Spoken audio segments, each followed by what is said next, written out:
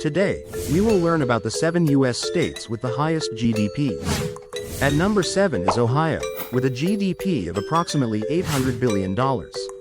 Ohio is significant for its manufacturing and automobile industries.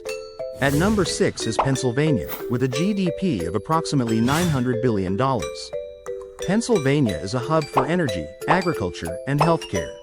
In 5th place is Illinois, with a GDP of approximately $1.1 trillion. This state plays a vital role in manufacturing and finance.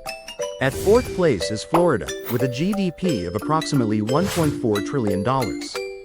Florida is renowned for tourism and real estate. At number 3 is New York, with a GDP of approximately $2.1 trillion. New York is the center for finance, media, and trade. In 2nd place is Texas, with a GDP of approximately $2.9 trillion. Texas excels in energy, manufacturing, and agriculture. And at number 1 is California, with a GDP of approximately $4 trillion. If California were a country, it would rank as the world's 4th largest economy. California leads in technology, entertainment, and agriculture. Which US state do you like the most? Let us know in the comments.